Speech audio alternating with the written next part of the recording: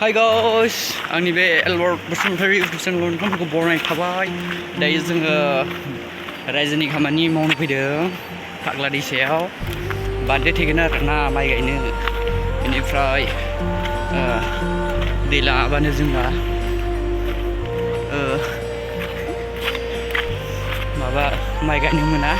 बेनिखायनो जोंना दै बान्दो थेफैदों। नोंथांमोना नायनो हागोन नै निउसफोरखौ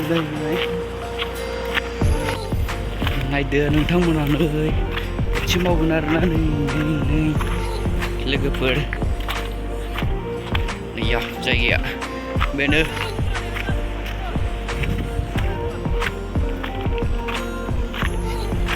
दै थेगोन आरोना जोंना अबेजों थेनाय जायो मिथिला, खुरखाजोब्बाय बायफ्लंजोब्बाय नालायानो खुनु गैला आरोना। दाहाय देखायनो नाजागोन लोगोफोर।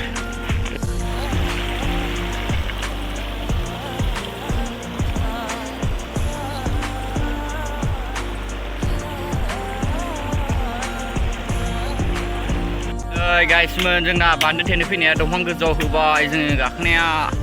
नायदो नै बान्द्र माया सुन्दर माया रे।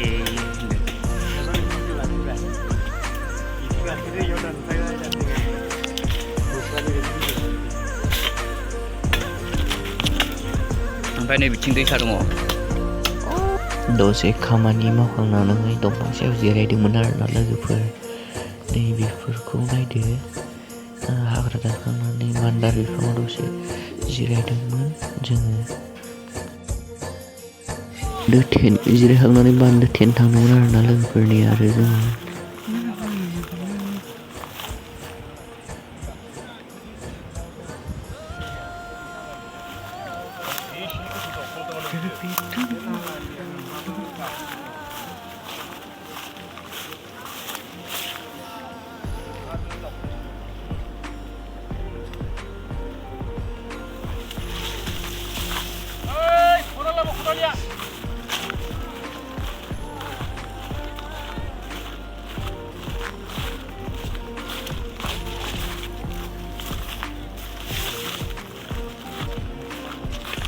bandw थेनो फैदों।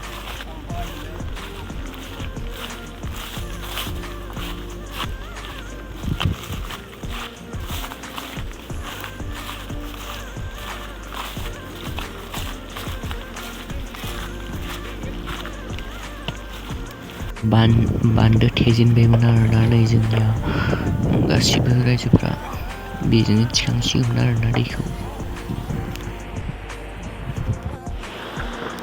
बान्दो थेलाबायनानै दसे दैसो दुगैलाबायदोंमोन आरोना रायजोफोरजों दसे।